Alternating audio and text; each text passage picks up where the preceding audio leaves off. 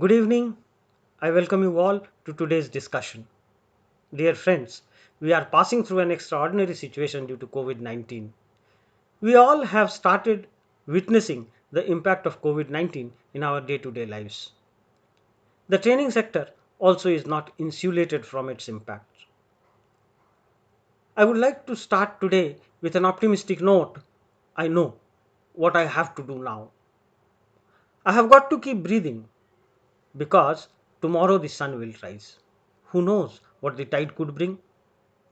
Although there is some ambiguity, but I believe there has to be a light at the end of the tunnel. We may see a very mild light today, but then as we get closer to it, it will keep getting bright. But till then, we have to keep breathing.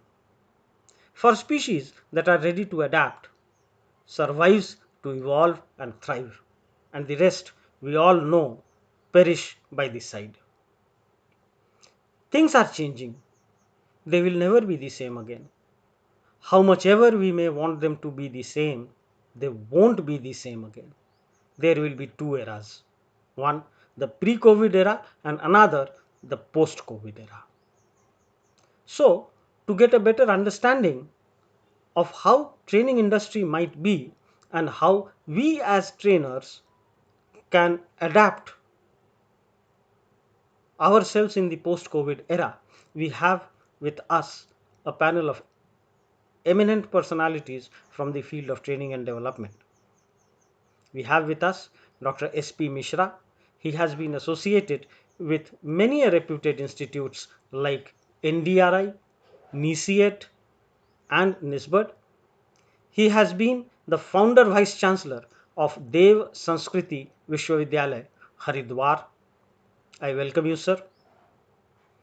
We have Dr. N.P. Singh.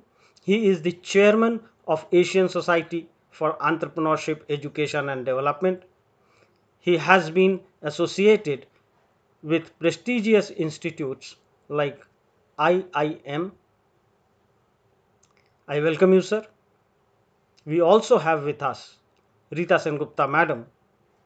She is a freelance consultant and was Director Behavioral Sciences at NISBED. Prior to that, she was also associated with MDI. I welcome you, madam. They all have a varied and long experience in the field of training and development.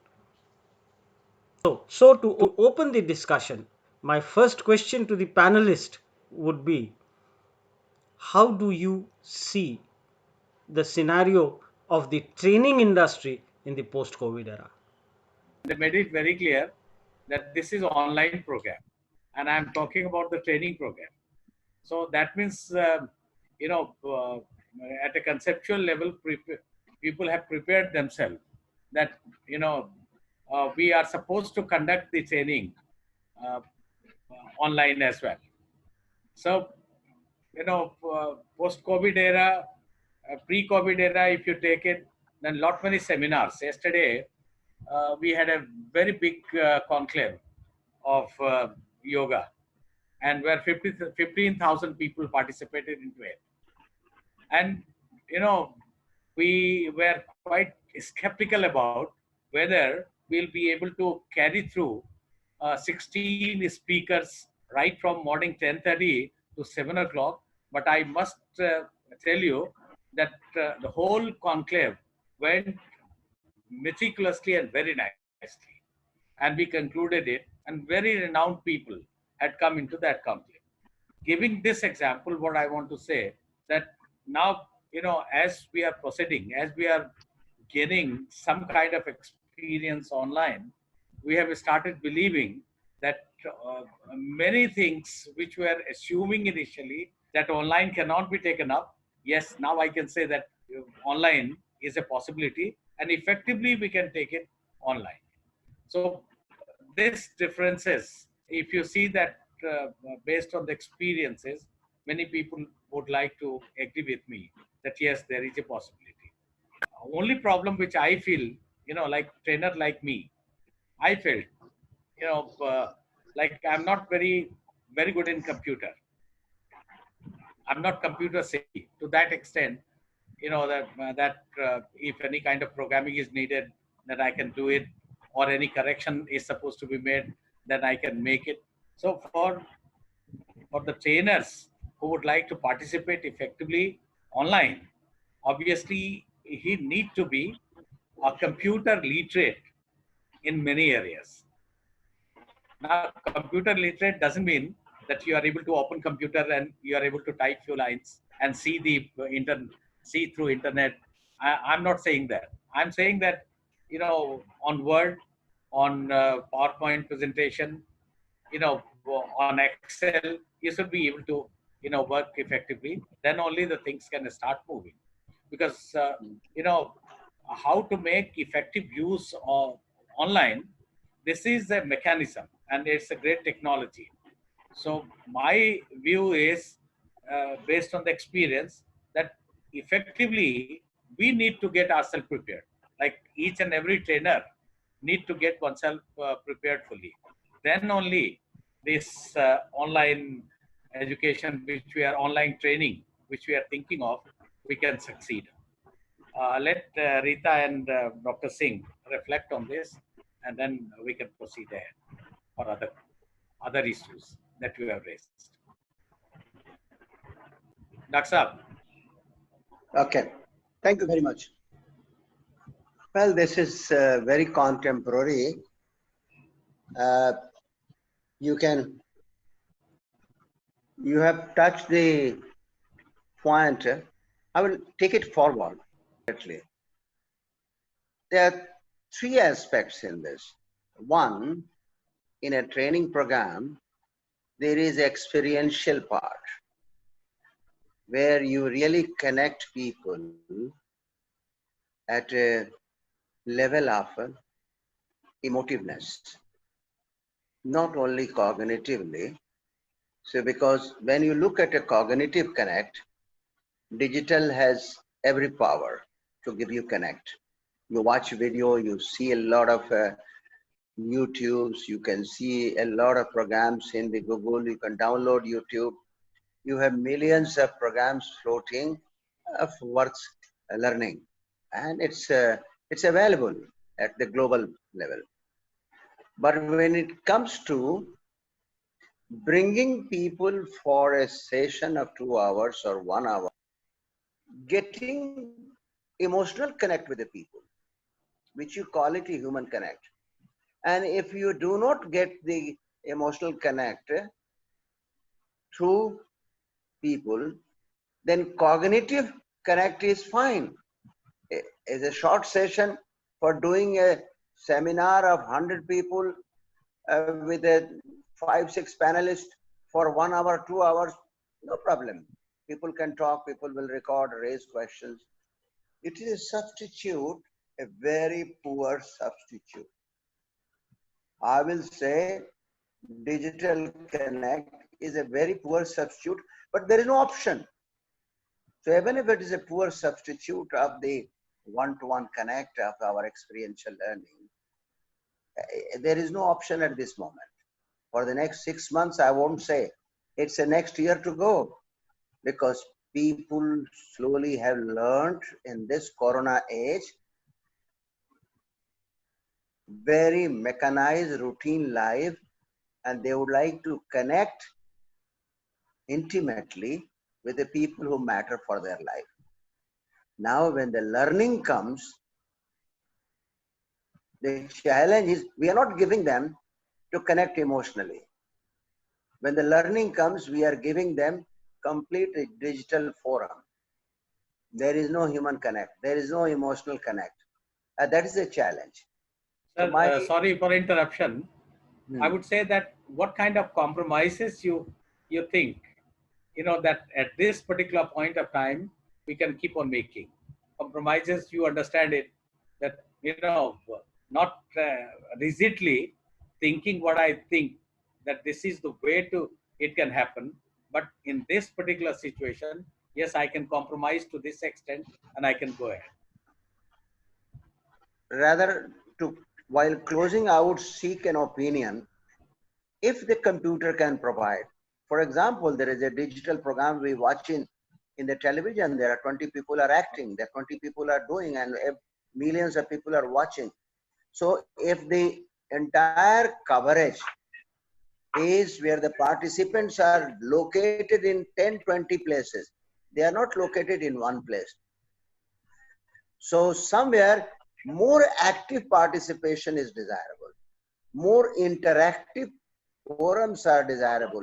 For example, right now, four of us are talking, 10 minutes, 10 minutes. I would say more of interactive process begins quickly so that people raise questions, we interact, we reply, we disagree, we agree, and then connectivity increases. So that is a one immediately I see we are four and there are 8, 9 people. I saw the list. If all of them raising questions simultaneously or by in a certain chronological way, some connect will increase rather than a monologue. So I would like to stop and let the dialogue begin so some connectivity will emerge. That is one way. Let's hear Rita. Yes, Rita, you seem to be very serious. No, I can't see you actually. I'm not able Oh, to you can't see? Oh, come on. I see you. Milan Upal and Dr. S.P. Mishra. But let me first of all thank Upal for organizing this, and the thought came. And it's lovely to hear SP and NP also. Let me also share with the participants that both of them are my predecessors. So fortunately or unfortunately, the first behavioral science director, the second behavioral science director, and the third and the last behavioral science director is today in the panel. So 3 plus 1 is good. I am kind of looking at it that here we are actually turning conceptions to exception. So we are actually at a turning mode where the basic conceptions that whatever we have to be made exceptional in order to survive. Now, taking a cue from what NP Singh said, I also look at it that when we are dealing with the concepts, especially in a human process training, these are experiential, and we are actually linking it with cognitive learning and then turning into a functional mode. This is the whole process that we look at. Therefore, what are our major concerns right now? I mean, it is also my concern that how do we really redesign the whole human process training? So it's a challenge for redesigning. Second, the major concern is the digitization or online is taking away the market in which we are existing. Now, this is also a serious, and this has been thought through, and how do we really therefore blend it as in a learning mode where we have to take the new challenges that have come through this online training, whether through webinar or through a Zoom meeting or a GoToMeet, what there are a lot of apps are coming. So therefore, the major issue to me right now is how do we therefore reach to the learners? Because I was reading in one of the articles that the joy, the joy of connecting to people in a training that we do is going to be missed out. And therefore, I also believe it cannot be a long drawn thing. It is a short term, it is temporary, and I'm hopeful that it is going to change in the coming time. So let me also share that at Nisbet, things, kind of, I was talking to a person who is looking after the training of trainers, and therefore, how best we could mix and match. And when I'm saying mix and match, I'm saying, how do we do a blended learning where the online, the offline, and interface could happen simultaneously? This is a stage, whatever we have been teaching over the last so many years, whether you call it innovation, whether when we teach tolerance to ambiguity, or coping with uncertainty, we as trainers actually are going through this process. And therefore, there is a need to do a lot of ideation, lot of idea, lot of apps are coming out in the corporate sector. I know they are using lots and lots of apps that have come where they are trying to do, but will we in a position to do it? And are we therefore going to miss the human connect and the emotions that what NP said in a classroom that gets generated? So this is therefore a serious thought that we all have to think and all have to actually put forth and give an idea. I think I would stop here so that the others could perhaps share their issues of concern. Thank you. All the views that have been expressed over here by our seniors are quite insightful. What experience that we have been through since all these years is that training in a direct interactive mode.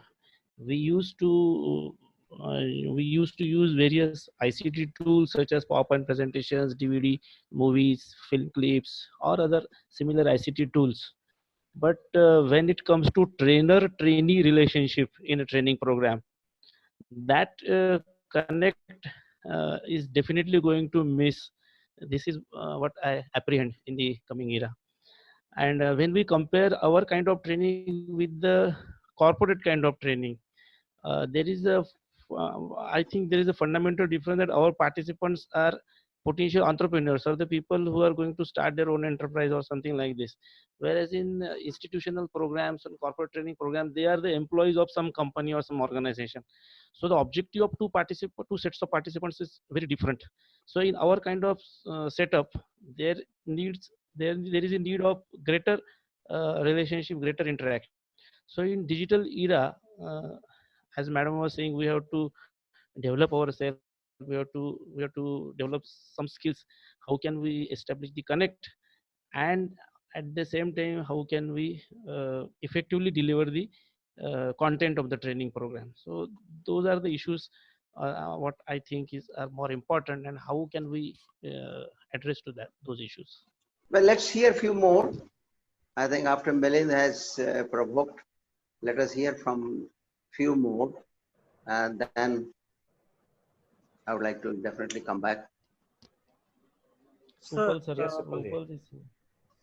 in this period, as more emphasis will be on e-learning method, so when we talk of this process training part of it, do we need to modify our exercises and activities which we were conducting in a face-to-face training? What sort of change should we look forward to?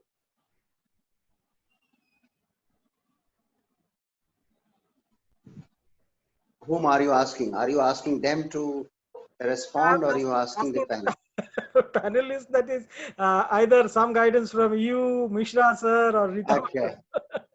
Okay, yes, you have to change. If it is a process training, the structure has to change. Now, one simple structure change is where the person used to go through unstructured mode. You have to convert it into semi-structured or maybe completely structured.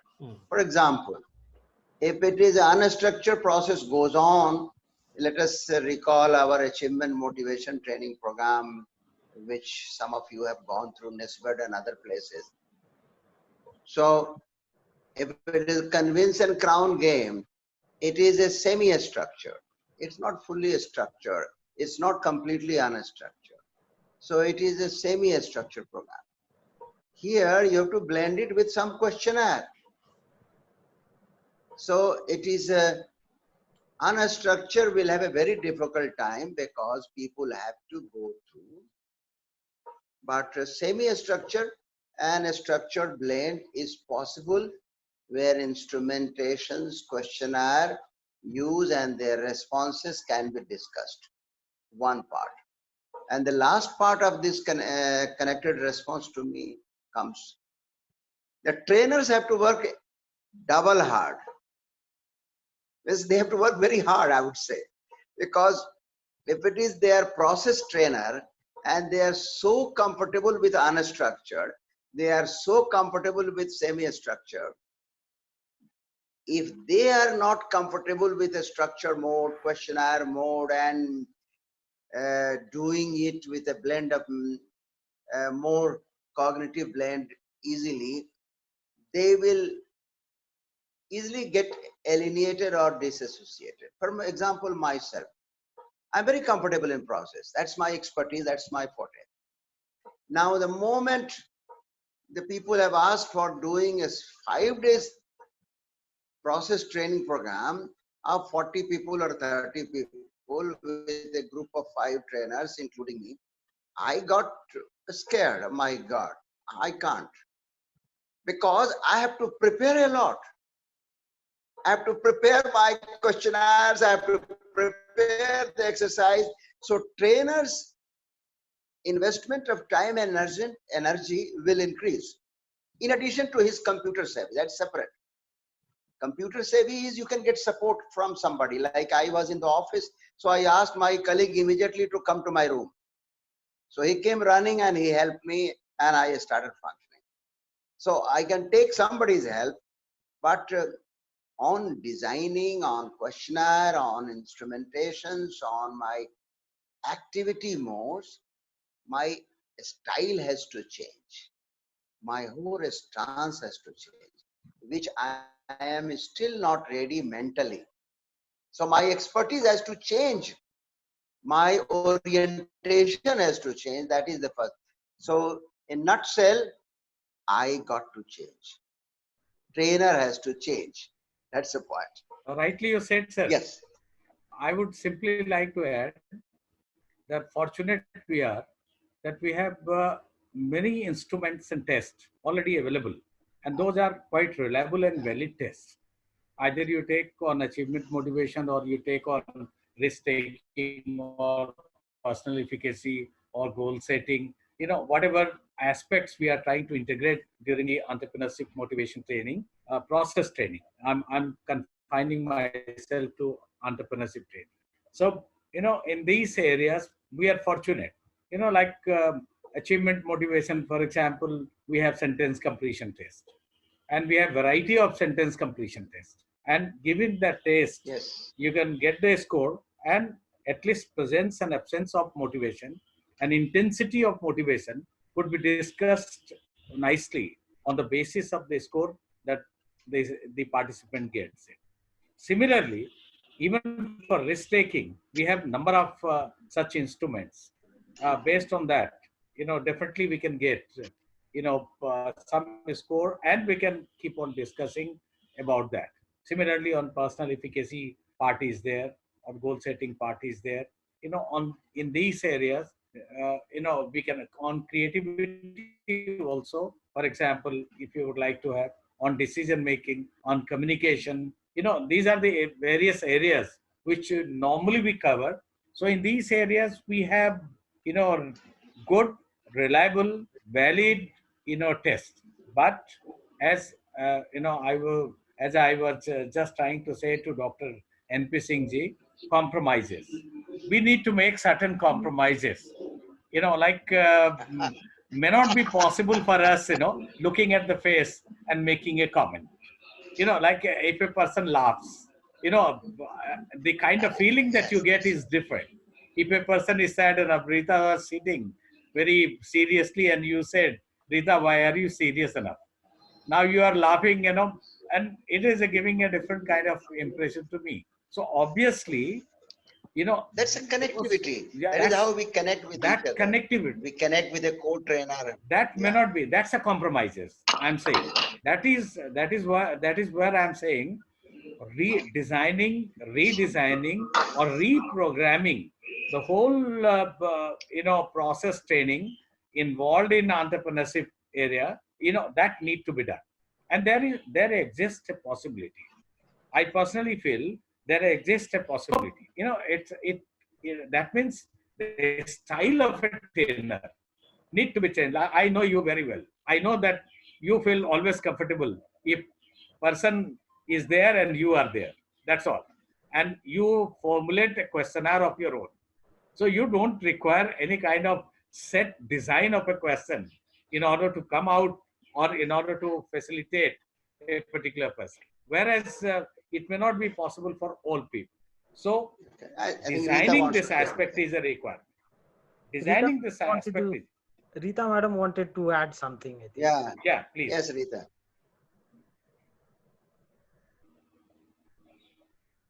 Hello, Rita. Yes, hi. So I think I echo the same words that said by NP and SP. Achievement motivation training is one training that has also given immense flexibility to me as a trainer, where I also try to experiment, whether you call it risk taking, goal setting, tower building, achievement planning, and taken it at the village level, even redesigning these, keeping the essence same, but utilizing new tools, new instruments, and new way of addressing it even to the bottom of the pyramid, that is so-called the literate women group, the SHG groups. So right now, I have also started getting a feeling that as an achievement motivation trainer, that's all what we are primarily. Here is a time for us to accept the challenge. The challenge of being flexible, that's what NP is saying, that rediscovering your other styles, harnessing the new skill sets that you get, that how to use a Zoom call and what to do in a Zoom call. And then I'm coming back to once again that not really forgetting the basic concepts behind these training. Therefore, I as a trainer, I need to be much more focused in terms of not only preparing myself, whether I'm preparing a new lecture series which would be blended with a new set of PowerPoint presentation that I'm making and what I'm talking, because I'm reaching digitally to the participants.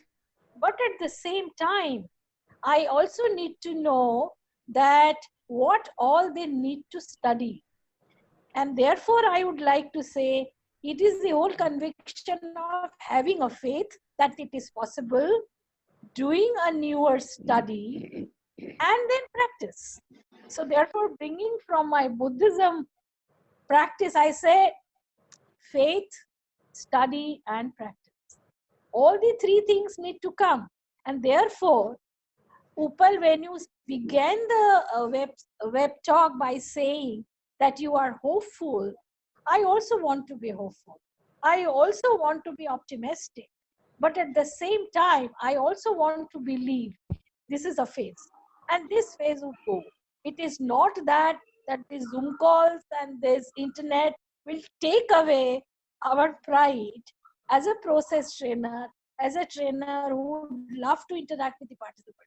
But this interim period, I think we need to have new armors, new skill sets, and new understanding, and new partnership that also need to emerge. And therefore, I'm coming back once again that it's a time to redesign. It's the time to really look for the earlier tools and things that has happened. Maybe you may relevant what CD also discovered long back. Maybe the ring toss exercise can be replaced. Small case studies. So that way one has to look into it. And therefore, a lot of work, and I agree, a lot of work that needs to be done. And therefore, we also need to be hopeful that it is possible. It is possible. Maybe we need help. NP, I agree with you. Sometimes we need help of the young generation who are much more tech savvy than what we are today. And therefore, that is a new partnership that would emerge. Over. Open for making me a part of this session. As you say, basically I am from pharma industry, and training is a crucial part of our profession. So How do you now feel what we feel that, participating in this? How do you feel right now, having gone through this process? actually, what I could take home message is that we really need to become a more tech savvy and be innovative. That how our training can be better when we are not face to face or in a person to person. Pooja? Yeah, is it Pooja? Yeah. Thanks, Pooja, for giving me a quick response. What is that you are uncomfortable in being to the honest structure or this process? So I'm talking about, like, being structured training, as you were saying that now since this online sessions, online training would be there, so we have to be structured. So most of that means as you said that as a trainer we have to work a lot. So that means ki when we are going to be given session from various companies, various organizations, so we need to first know each and every participants beforehand, because online we will not be getting so much of time to interact with them or to know them, like all of them coming at once. So we can't, to avoid that, we need to keep most of the people on mute, because I have been attending webinars with ISB and all, so there we don't get chance to speak. And definitely here, since this is forum for trainers to discuss, so that's why we are having chances to speak. But otherwise, if you are attending the session, so will not be having. So that means those who will be attending our sessions, they will not be getting chance to speak while we are telling them about motivation or various topics when we are talking to them, when we are giving sessions. So that would Pooja, be very difficult. The biggest problem for the trainer is, yes, a quick response, Pooja. The biggest challenge for the trainer like you or like me or for like anybody, because we are all trainer gang, is yes, they don't want to be learner, they want to be trainer. So they have to work yes, very hard. yes, If I was just trying to test myself, that can I encourage more of interactive process, get to emotional level, and get to a feeling level, get to the observation level, get to their reaction level, a short, a spontaneous, one-to-one talking and free floating. For example, out of 6 people or 7 people, all of us, can we enter anytime and can we exit anytime? And can anybody interrupt by setting a norm that the moment somebody raises a finger, it means somebody wants to say the moment. So yes, we have to structure the process. I was only trying to demonstrate that in a process training, you have to operate like a group dynamics of 7 people, seeking permission from co-trainer, seeking permission from the co-trainee, entering and exiting at any time.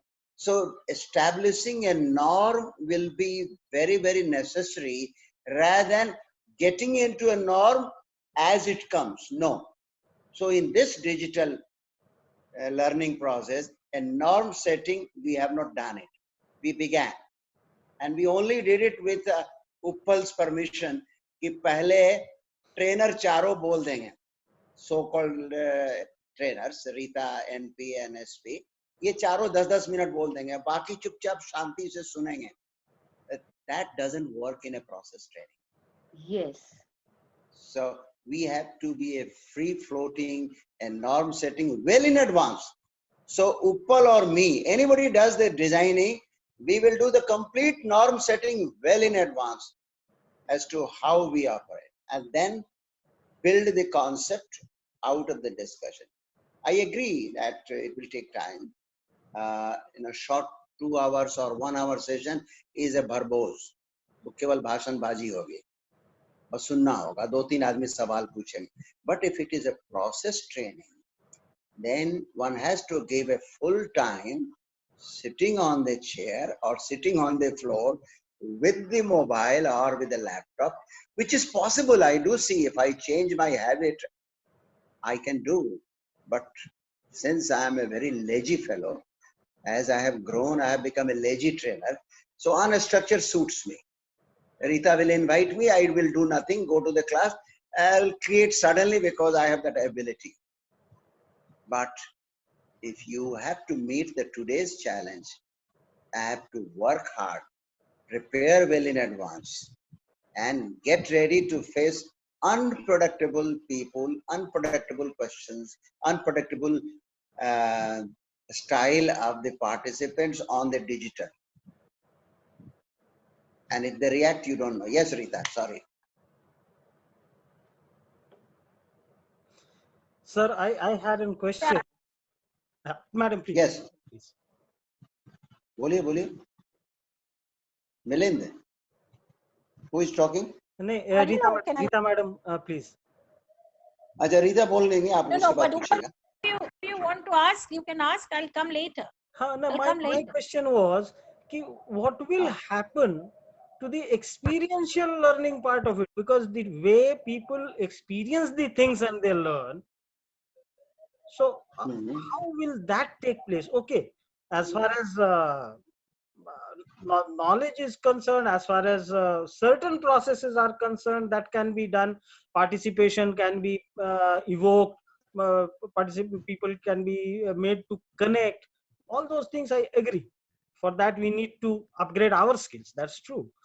You have already answered. Hello. Yes, I'm listening. I'm with you. So what will happen to the experiential learning of part of it? मतलब मैं sir ये कहना चाह रहा हूँ कि कुछ चीजें जो है मैं करके जो सीखता हूँ, वो चीजों को अगर मुझे कंसेप्ट वाइज सिखाया जाए तो उतना इजीली और उतने अच्छे से, उतने पैलेटेबल तरीके से गले से उतरेगा क्या? देखिए,